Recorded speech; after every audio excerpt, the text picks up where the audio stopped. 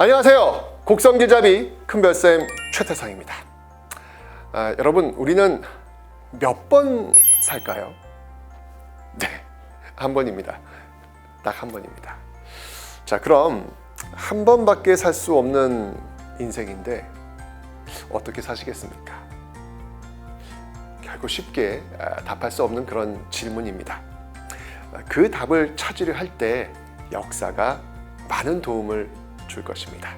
오늘 이 곡성 이야기를 통해서 그 어려운 답 한번 찾아보시기 바랍니다. 충절과 선비의 고장 곡성에 위기가 찾아왔습니다. 바로 나라가 망하는 순간이 찾아온 것이죠.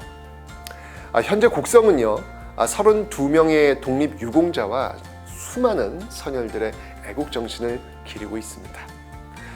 1905년 을사늑약이 강제로 체결되면서 외교권이 박탈됩니다. 이 상황에서 이 곡성 선비들이 가만히 있을 리 없겠죠. 그들은요, 붓 대신 총과 칼을 들었습니다. 자, 제가 늘 이야기했습니다. 곡성은 무엇이 많다? 계곡이 많다. 그래서 경치가 좋습니다. 그런데 이런 상황에서는 싸우기도 좋습니다. 그래서 이 곡성에 여러 계곡을 중심으로 해서 의병투쟁이 아주 활발히 전개됩니다. 곡성 출신 노임수 선생은요, 을사늑약에 대한 이 저항을 위해 의병을 일으켰습니다. 의병 수백 명을 모집해서 일제에 맞서 싸우게 되는데요. 이 노임수의 의병투쟁은요, 고종이 강제 퇴위되고 군대가 해산되는 수모를 겪자 이에 저항하는 정미의병 투쟁까지 이어지게 됩니다. 이 의병 투쟁에서는요, 같은 곡성 출신 신정우 선생과 손을 잡고 함께 일제에 맞서 싸우죠. 노임수, 신정우 모두 체포돼서 교수형에 처해져 형장의 이슬로 사라졌지만 정말 의병을 결성해서 결연히 맞서 싸우려 했던 곡성 선비들의 저항 정신을 다시 한번 확인하는 순간이었습니다. 자, 이제 일제강점기로 넘어가 보겠습니다. 우리 반만년 역사를 크게 두 시기로 저에게 나누어 보라고 한다면 저는 그 분기점을 1919년 3.1운동으로 삼고자 합니다. 왜냐고요? 3.1운동은요, 제국에서 민국으로, 백성에서 시민으로 바뀌는 대전환기의 사건이었기 때문입니다. 3.1운동을 계기로 해서 대한민국이라는 이름이 탄생하지 않았습니까? 전국 방방곡곡에서 대한독립 만세의 함성이 울려 퍼졌죠. 곡성에서도 그 함성은 당연히 터져나왔습니다. 곡성읍 장날을 이용해서 이 독립 만세 운동을 주도했던 인물이 있는데요. 그가 바로 신태윤 선생입니다. 그는 이 때문에 감옥에 들어갔고 감옥을 나와서도 뜻을 굽히지 않고 단군전을 세워서 민족혼을 지켜내려 했습니다. 현재 단군전에는요, 3.1운동 기념비와 신태윤의 업적을 기르는 백당 기념관이 있어서 매년 3월 1일 만세운동을 재현하고 1년에 2번 단군 완검을 기린다고 합니다.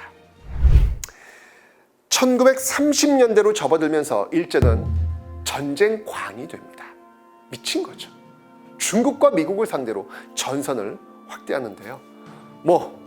모든 게 다 부족한 상태였습니다. 그래서 한국인들의 정신을 말살해 일왕을 위해 목숨을 바칠 것을 강요하죠. 그 과정에서 우리 이름을 일본 이름으로 바꾸는 창씨 개명을 강요합니다. 어이없는 상황이 벌어진 것이죠. 그런데요, 창씨 개명을 하지 않으면요, 아이들 교육부터 취업까지 모든 것이 막혀버리기 때문에 정말 눈물을 머금고 이름을 바꿔야 하는 상황으로 내몰렸습니다.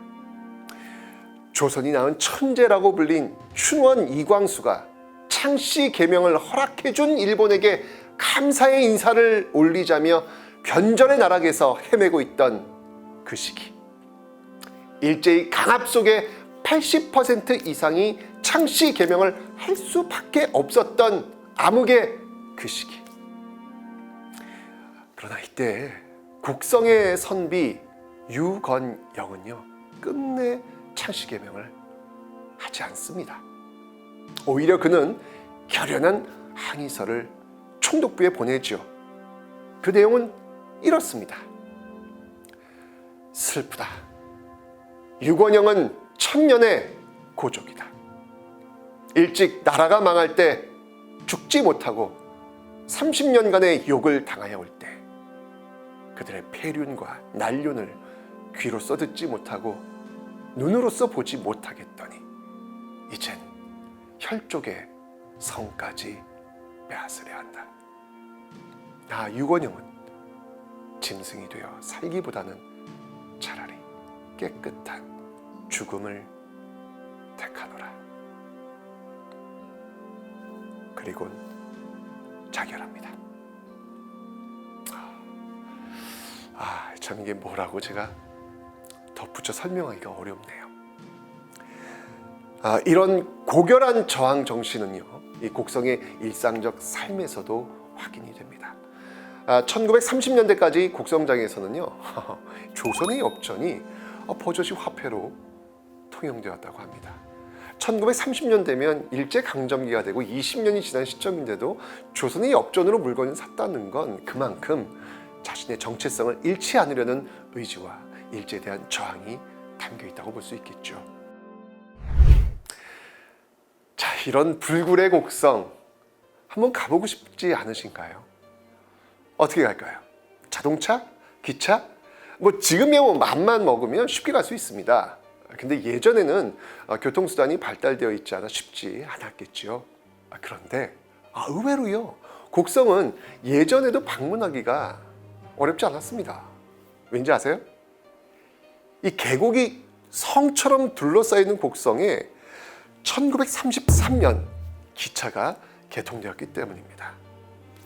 이미 이전에도 강이 둘러싸여 있어서 배를 통해 접근이 어렵지 않았던 곳이었는데 이제 기차마저 놓였으니까 곡성은 더욱 외부와 연결할 수 있는 통로를 확보한 것입니다.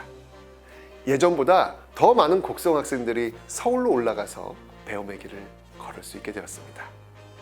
그런데 잊지 말아야 될 게 있죠. 일제강점기 철도는요, 조선의 수탈을 위한 도구로 활용되었습니다.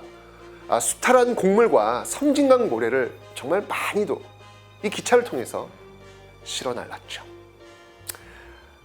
지금은요, 철로 직선화 작업이 이루어지면서 역 위치가 바뀌어졌습니다. 그런데 옛날 곡성역과 플랫폼 그리고 승강장은요, 섬진강 기차마을로 바뀌어서 일제강점기 이 증기기관차가 달리던 곡성역 모습을 상상해 볼 수 있도록 해놓았습니다. 수탈과 폐선의 아픈 역사가 소중한 문화유산이자 많은 사람이 오고 가는 대한민국 대표 관광지로 탈바꿈한 것입니다.